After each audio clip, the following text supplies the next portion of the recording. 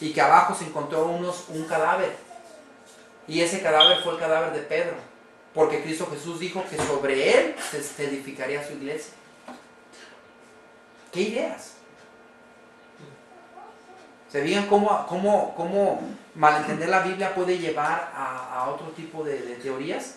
Pero eso ya estaba profetizado. Ya estaba profetizado. Y Dios nos ha levantado a nosotros para poder proclamar esas verdades y poder enseñarles al pueblo que Cristo Jesús viene pronto. Y que debemos nosotros entender el calendario profético. Y vean lo que otra cita. Dice, el Papa es de gran autoridad y el poder que puede modificar, explicar o interpretar las mismas leyes divinas. O sea que Él es el que puede explicar, modificar y hacer lo que Él quiera con lo que la Biblia dice. El Papa puede modificar la ley divina, ya que su poder no es el del hombre, sino el de Dios. Y Él actúa como vicegerente de Dios sobre la tierra. Eso lo podemos leer en Lucius Ferraris, Pronta Biblioteca Papa a la moda, número 2, traducidos. Es por eso cuando Lutero se levantó, Lutero dijo no, sola escritura, solamente la escritura. Y el Papa no le gustó, dijo no, si tú vas a traducir algo, tiene que venir primero a mí y yo te voy a decir si está bien o no. Ahora déjenles digo una cosa, que en aquel entonces, lo vuelvo a repetir, tantos monjes que vivieron solos, ellos ya habían traducido, ya habían tenido, ¿alguna vez ustedes han visto una Biblia de estudio? Las Biblias de estudio abajo tienen lo que significa cada verso, son Biblias de estudio. Pues ellos ya tenían eso, porque ya habían estudiado, ya habían escrito qué es lo que ellos creían de la interpretación bíblica. Entonces, cuando llegaba Lutero y decía, no, en el libro de Romanos dice esto y esto y esto, y ellos decían, no, tienes que primero ir con nuestro Santo Padre para ver si es verdad lo que tú estás ¿Pero traduciendo. los monjes decían eso? Sí, no lo querían, porque acuérdense que Lutero era sacerdote. Juan Haas, Wycliffe, todos ellos salieron de la Iglesia Católica. Ellos trataban de reformar la Iglesia Católica. Por eso les digo que yo no soy reformador. Yo no trato de reformar la Iglesia Católica. Yo estoy tratando de enseñar lo que la Biblia dice. Claro. Y lo que está ocurriendo en estos días. Y de que tiene, esa iglesia tiene parte en la profecía. Y así es, tiene parte en la profecía. Déjenle de otra cita. No, ya acabé con las citas. Ahora, o sea que el cuerno pequeño pensó cambiar la ley de Dios y acomodarla como mejor le pareciera. Pero también dice que pensaría cambiar los tiempos. O sea que del 538 a 1798, Dios le entregó los tiempos y la ley y él pensó cambiarla. Entonces lo que hizo fue modificarla y hacerla a su modo y decir, ¿sabes qué? Por ejemplo, Constantino dijo, ¿sabes qué? La mayoría de mi gente, de mi imperio, guarda el domingo. Porque en el paganismo el domingo era el día sagrado al sol. Entonces dijo, ¿sabes qué? Lo que vamos a hacer es, hay que venerarlo como día de resurrección. Pero tengo otras citas en las cuales hay personas del año 321 para abajo, donde ellos cuentan y dicen que se guardaba el sábado. El sábado se guardaba. Pero después empezaron a haber teólogos que empezaron a cambiar todo eso. Porque, por ejemplo, hay uno que se llama Orígenes. Orígenes es el mejor teólogo que hasta lo veneran en las universidades. Que es el mejor analogista que hay. Porque sacaba analogías de la Biblia. Entonces, lo que pasó fue que en ese momento Constantino dijo, ¿saben qué? Lo que vamos a hacer es, vamos a hacer esto y así, de esa manera, todos vamos a estar en común acuerdo. Todos vamos a estar como en un acuerdo. Como ahora, ¿no? Que el Papa está juntando todo.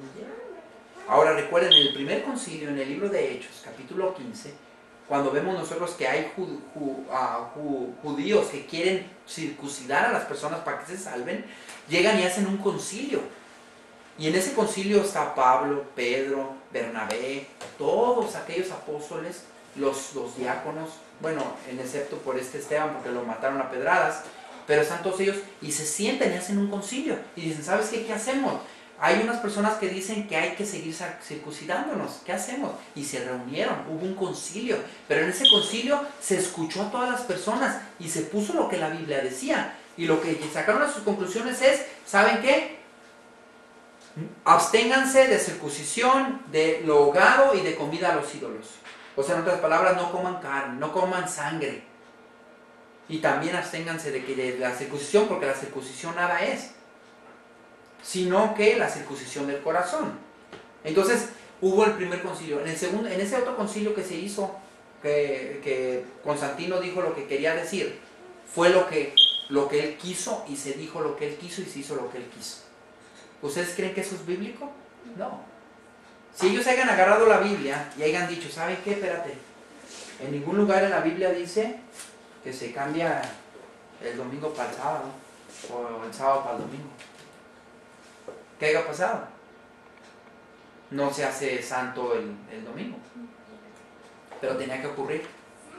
Y ya en el 538 ya se implementa a la iglesia con bien, escrito en catecismos, escrito, y se rige por eso. Ahora es lo que nosotros vemos. Ahora vamos a ver en el cambio de los tiempos. Ya vimos el cambio de la ley. Ahora yo les decía a ustedes que cuando yo hacía estudios bíblicos, siempre cuando llegaba en el tiempo que yo hablaba acerca de los tiempos, yo decía, ¿sabes qué? Está hablando de que se cambió de la mañana, de la mañana a la tarde, se cambió de los días bíblicos que eran de la tarde a día. Y como les dije yo, les repito, sí está bien, pero es más profundo eso. Y eso es lo que vamos a ver. La palabra tiempos en la Biblia se traduce como sema, o shema, o sheman, que quiere decir tiempo establecido, tiempo, estación o temporada. Eso es lo que significa. Y algo muy interesante, porque este sheman se refiere en el contexto de Daniel 7, el sheman de los reinos que se sucumbiría el uno al otro hasta llegar al Hijo del Hombre en las nubes del cielo y destruir estos reinos. Y déjenles decir una cosa, porque esta palabra está solamente en Daniel 2, verso 16, Daniel 2, capítulo 2, verso 21, en Daniel 3, versos 7 y 8, en Daniel 4, 36, en Daniel 6, del 10 y al 13, Daniel 7, 12 y 22, el 25, y en Ezra, también en Ezra. ¿Por qué? Porque se empieza a edificar a Jerusalén después del exilio. También eso es profético, que sale en las 70 semanas. A lo que voy es que, mis hermanos, la palabra tiempos se refiere a un calendario profético que el Señor había establecido de reinos. Entonces llegó el Papa o la Iglesia Católica y tenía que cambiar esos tiempos, porque pensaría cambiarlos, porque Dios se los dio en su mano, y Dios se paró a un lado y dijo, yo sé que lo vas a hacer. Y en el lapso de 1538 a 1798, tú pensarás cambiar los tiempos. Yo ya lo profeticé. Y así es como sucede. Pero déjenles digo que después de la reforma de 1517, después de Cristo, un sacerdote católico llamado Ignacio de Loyola, con la idea de acabar con los herejes, o sea, con los reformadores que salieron en el 1519, él estableció la Orden de Jesús, mejor conocida como los jesuitas, en 1534 después de Cristo. Comenzaron a estudiar la reforma y de cómo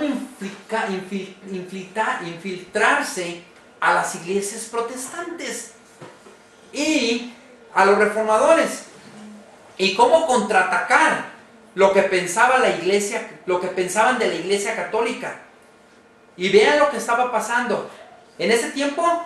Cuando Ignacio de Loyola empieza a fundar eso y empieza a ver y empieza a hablar con el concilio y decir, ok, ¿qué hacemos? Tenemos que hacer una contrarreforma para atestiguarles y hacerles ver que están equivocados. Y vean lo que estaban haciendo los reformadores. Vean lo que estaban haciendo. En 1547, John Knox, el líder de la Reforma, fundador de los presbiterianos, él creía que el anticristo, el cuerno pequeño, era la iglesia romana y el papado. En 1550, William Tyndale era un estudiante destacado en inglés, sabía latín, griego, es un famoso él por la traducción de la Biblia del griego hebreo al inglés y también por traducir la Biblia al inglés común. No sé si se han fijado porque hay Biblias que se llaman las Biblias de Tyndale, es muy famoso por eso, porque fue el primero que tradució así del griego al hebreo al inglés. ¿Ok? Él creía que el anticristo, el cuerno pequeño, era el papado. En 1522, después de 1519 que empezó la reforma, Martín Lutero, él creía que el anticristo, la abominación desoladora, el cuerno pequeño y la bestia era el papado. En 1543, Philip Melanchthon, teólogo y colaborador en la iglesia luterana, creía que el anticristo, el hombre de pecado, y Babilonia era el papado y muchos más. Y muchos más otros protestantistas creían ese tipo de cosas. Y eso es lo que estaba ocurriendo. Cuando tú salías a la calle, tú escuchabas personas predicando acerca de la verdad profética. Y las personas, monjes y todos ellos decían, tenemos que hacer algo porque estamos perdiendo muchos adeptos. Y ya la gente ya no quiere dar dinero al Papa. Ya no quiere pagar indulgencias. Ya no quieren que vayamos a orar para sacar a la gente del purgatorio. Ya no quieren que nosotros oremos por sus muertitos que nos están mirando en el cielo. Ya no quieren que nosotros, y etcétera, etcétera, etcétera. Y empezaron. El cuerno pequeño pensaría en cambiar los tiempos. Así es que se levantaron dos teólogos jesuitas. Uno que vivió en el año del 1554 a 1613. Se llama Luis de Alcázar. Era un español. Enseñando el preterismo. Escribió un libro de 900 páginas. Él también era católico, ¿ok? Todavía lo pueden encontrar, se llama Vestigatio Arcani Sensus en Apocalipsis, que quiere decir investigación del secreto del Apocalipsis. Y fue publicado un año después de su muerte, en 1614. Él interpretó que el cuerno pequeño fue Antíoco Epifanes, diciendo que él abolió, o sea, Antíoco Epifanes abolió la observancia del sábado y las fiestas, y que la persecución de tiempos y la mitad de tiempo, que es 1260 años, se acortó y es limitado, sino que son 3 años y medio solamente. Y con esa teología, interpretando las profecías hacia el pasado, hacía que el calendario profético de Dios se hubiera cumplido en el pasado, y que la Iglesia Católica no tenía nada que ver en eso. ¿Por qué? Porque Antíoco Epifanios lo que hizo fue llegar a Jerusalén, se apoderó, agarró el altar, y lo que hizo es, agarró y sacrificó un puerco en el altar. Y empezó a cambiarle sus fiestas, pero lo hizo por 3 años y medio. Pero la profecía decía por tiempos y medio tiempo. Y ellos se refirieron a un tiempo, un año, 2 tiempos son 2 años, son 3 años y medio. Y fue lo que asoló a Antíoco Epifanio. Ahí está. Él es el cuerno pequeño, él es la bestia. La Iglesia Católica no. Entonces los teólogos católicos dijeron, wow, ese jesuita tiene razón. Tiene razón ese jesuita. Eso se llama preterismo, el pensar que las profecías quedaron en el pasado. ¿Para qué le darle ese libro? Después, y eso se llama, todo eso es la contrarreforma. Después se levantó otro hombre, Francisco Rivera, otro español, y él introdujo o presentó el futurismo a la iglesia. También era jesuita. Él vivió del 537 a 1591. No sé si ustedes se dan cuenta en qué lapso de tiempo pasó esto. 538 a 1798 tenía que reinar el cuerno pequeño. Y fueron entregados los tiempos y la ley a él en ese tiempo. Estas personas vivieron del 1554 a 1613. Francisco Rivera de 1537 a 1591. ¿En qué lapso de tiempo fue? Adentro del lapso de 1260 años. Y vean lo que hizo este hombre. Era español, jesuita, teólogo. Identificó o presentó el futurismo a los cristianos. Fue una escatología. Escatología quiere decir el tiempo, el fin de los tiempos. Lo que hizo este teólogo católico jesuita fue escribir un libro de 500 páginas contradiciendo el preterismo de Luis de Alcázar. O sea que dijo él, no, Luis de Alcázar está equivocado. La mejor teología es la que voy a presentarles hoy. Y él dijo, está equivocado. Y él contradijo el calendario profético de Dios también. Y quitando del mapa o de la vista de los protestantes la iglesia católica, como la ramera, el papado, la mujer que anda arriba de la bestia, o quitando de vista que era el cuerno pequeño, y aplicando ese concepto del futurismo, o sea, algo que todavía no se cumple, pero eso es lo que hizo dejándose de Luis de Alcázar con su interpretación del pasado, para que hubieran dos enseñanzas. O sea que él miró a Luis de Alcázar, su propio colega, y dijo, está equivocado Luis de Alcázar. La verdadera interpretación no es la preterista, sino es la futurista. No la que los protestantes predican, que es la historicista, o no, es la futurista. Entonces lo que hicieron fue agarrar las 70 semanas y la última semana ellos la proyectan hasta donde está el Mesías, pero dicen que ya después la última va a ser cuando ya venga el hombre de perdición, que va a ser en el futuro, que ahorita no ha sucedido todavía, va a ser en el futuro. Cuando ya venga la iglesia, cuando venga Dios y robe a la iglesia y se la lleve al cielo, porque eso se llama rapto, que es lo que enseñan, por ejemplo, los bautistas, los metodistas, los testigos de Jehová, todos los protestantes. Entonces, dicen que la iglesia va a ser tomada. La Biblia dice que vamos a ser nosotros arrebatados juntamente con Cristo en las nubes, pero van a resucitar, ¿verdad?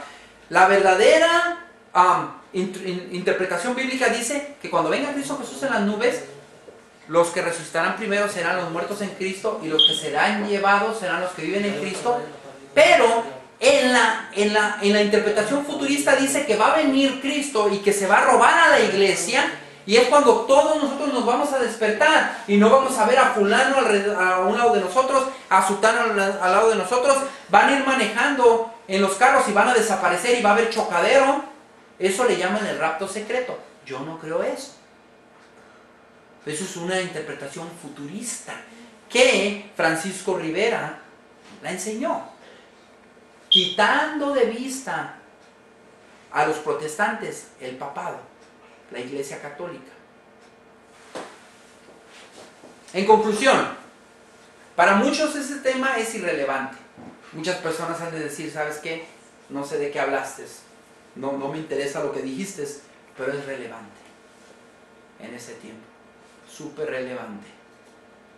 Porque si nosotros tenemos alguna Biblia que sea de estudio con una teología preterista o futurista, lo que vas a hacer es quitar el calendario profético de la Biblia, lo vas a romper y vas a adoptar ideas que el cuernito pequeño hizo cuando cambió los tiempos. Y lo que vas a hacer es quitarte de encima, quitarte de los ojos de quién es el anticristo y qué es lo que está haciendo el anticristo. Y entonces vas a hacerle como aquellos futuristas que ahorita están mirando hacia China, hacia Rusia, hacia qué es lo que está pasando en Jerusalén, y te vas a olvidar de lo que el papado está haciendo. Las iglesias que ahorita hay, que son protestantes, se están olvidando de eso y están poniendo sus ojos en otro lado y están dejando a un lado el papado. Cuando tú estudias con personas que son reformadores y que tienen años en la iglesia y que son eruditos, empiezas tú a ver que chocas con su teología y empiezas a ver tú que no lo sacas de ahí y que ellos ven a la iglesia católica como cualquier otra iglesia y que está bien que se unan y que está bien que todos colaboren y está bien que hagan lo que van a hacer.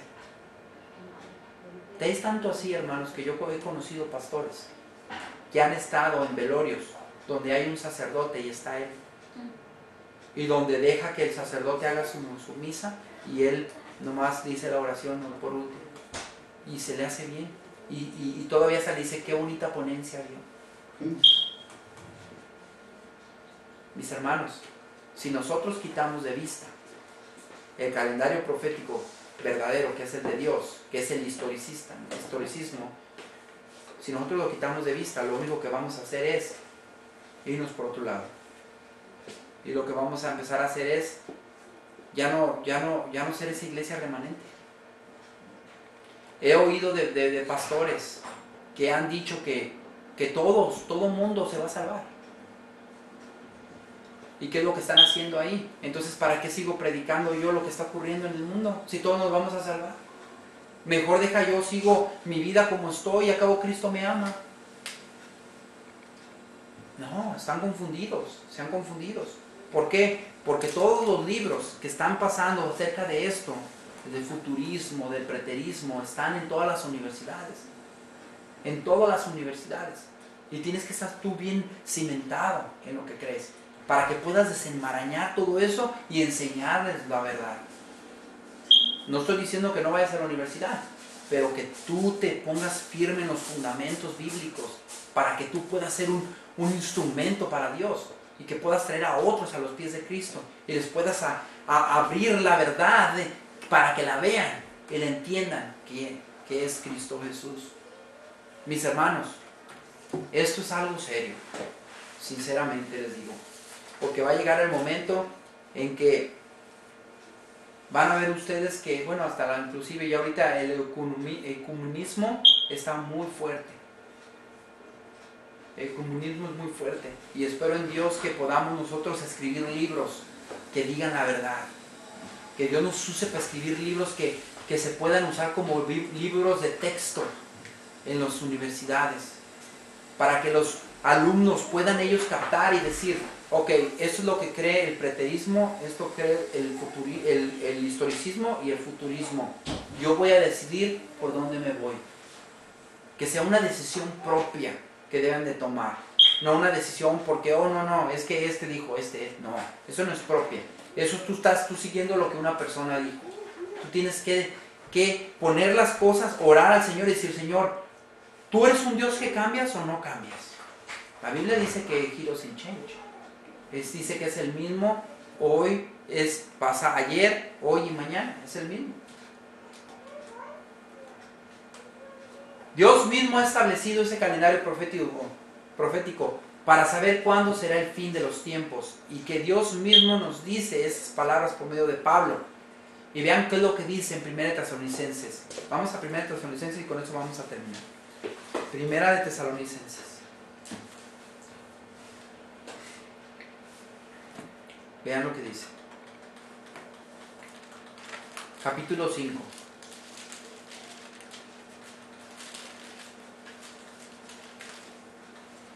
Verso 19 y 20, vean lo que dice. En la palabra de Dios dice, no apaguéis el espíritu, o no apaguéis al espíritu, no menospreciéis las profecías, examinando todo, retén lo bueno. O sea que, en otras palabras, cada vez que hablas la Biblia y que quieres estudiar profecía, híncate, pídele al Espíritu Santo por guía. Y si lo que Dios te está enseñando, se está guiando, es algo contrario a tu teología, entonces agarra tu teología. Cuando yo hablo de teología, es el estudio de Dios. O sea que un teólogo tiene el título porque es un título que se llama estudio de Dios. Entonces, si tu teología, sácala, examínala, y si tú quieres seguir lo que la Biblia dice, tienes que hacer muchas modificaciones en tu teología. Pero si tú quieres apagar el espíritu, pues entonces saca tus propias interpretaciones. Y después dice, no menosprecié las profecías. ¿Por qué? Porque la profecía para hoy se está cumpliendo y se cumplirá. El calendario profético va así. Estamos ya ahorita nosotros esperando a que la herida mortal vuelva a sanarse. Estamos nosotros esperando a que la bestia, a que el dragón y el falso profeta se unan. Y dice la Biblia, examínalo todo, retener lo bueno. Tenemos que nosotros examinar qué realmente es bueno, qué es lo que está, qué es lo que la Biblia dice y qué es lo que está de acuerdo con la Biblia. Y agarrar y retener lo bueno. Mis hermanos, en esta mañana me gustaría hacerles una pregunta a ustedes. Y mi pregunta es, ¿cuántos de nosotros quisiéramos siempre decirle al Espíritu Santo, guíanos, Señor, y que se haga tu voluntad, y queremos nosotros hacer lo que dice en tu palabra? No quitando la interpretación bíblica que viene o que Dios nos dio, que es un poquito aquí, otro poquito allá, sino que nosotros retener lo bueno y seguir predicando el historicismo, que en realidad la Biblia dice el historicismo es, termina esto aquí y luego empieza otro aquí, termina esto, empieza esto aquí, termina esto y empieza aquí. No hay lapsos de tiempo. Después de 1798 lo que se está esperando es la herida mortal, y la herida mortal ya se está sanando.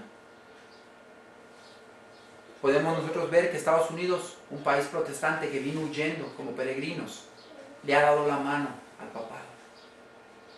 Y ya lo ven como si nada. Los evangélicos, uno que se apellida, creo que se llama Copper, oró por el Santo Padre, dándole gracias a Dios por él.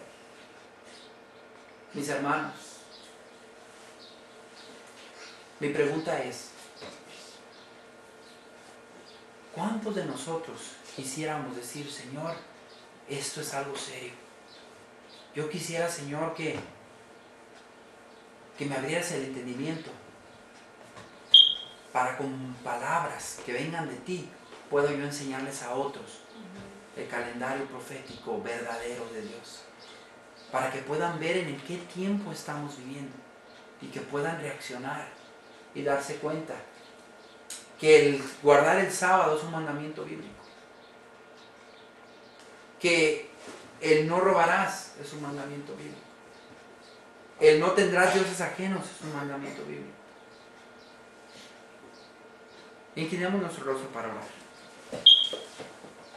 Amantísimo Padre, gracias te damos, Señor, porque nos permitiste abrir tu palabra, porque nos permitiste, Señor, abrir nuestro corazón a ti, porque nos permitiste, Señor, recapacitar, pensar y meditar. Yo sé, Señor, que esta mañana muchos de nosotros hemos tomado una decisión y nos hemos dado cuenta, Señor, que el remanente es pequeño y que siempre va a ser el remanente pequeño. Nos acordamos de Noé y su familia. Los que quedaron, el remanente fue pequeño. Se predicó por 120 años y el remanente fue pequeño.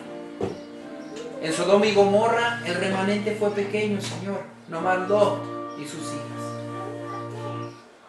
Yo sé, Señor, que en estos tiempos los que aceptamos estas verdades, el remanente es pequeño. Pero en esta mañana, Señor, me gustaría preguntarle, Señor, a tu pueblo, ¿cuántos de nosotros nos hemos dado cuenta que el remanente es pequeño, pero me gustaría ser parte de él? Me gustaría agarrar la Biblia y hacerme uno contigo, Señor, y agarrar el calendario profético y darme cuenta que estamos en los últimos días. ¿Cuántos de ustedes les gustaría decir, sí, Señor, yo quiero ser parte de ese remanente? Me gustaría ser parte de aquellos que estudian tu palabra. Me gustaría ser parte de aquellos que comparten esas verdades. Me gustaría ser parte de aquellos, Señor, que tienen tu Santo Espíritu. Si eres tú, ponte de pie y dile, sí, Señor, yo quiero ser parte. Yo he sufrido tanto por el sábado. Yo he sufrido tanto por ti. Yo quiero ser parte. Padre Dios, queremos ser parte de tu remanente. Queremos, Señor, ser parte de aquellos que predican las verdades. Aquellos, Señor, que alertan alrededor a las personas como antorchas relucientes en medio de oscuridad. Queremos ser parte, Señor, y queremos que nos uses. Bendícenos a cada uno de nosotros, que podamos compartir esto, Señor, a otros. Gracias, Señor. Te lo pedimos todo eso en nombre de Jesús. Amén. Amén. Eso sí te gustó, ¿verdad? Amén. Nos ponemos de rodillas.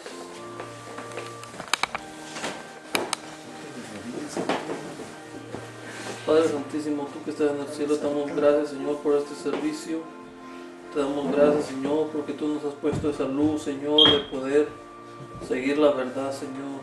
Sabemos que estamos en el camino correcto, porque ya hemos vivido mucho tiempo, Señor, y estábamos cegados, Señor, a no guardar tu día. Hacíamos lo que queríamos y nunca nos fue bien, Señor. Gracias, Señor, por todos los bendiciones.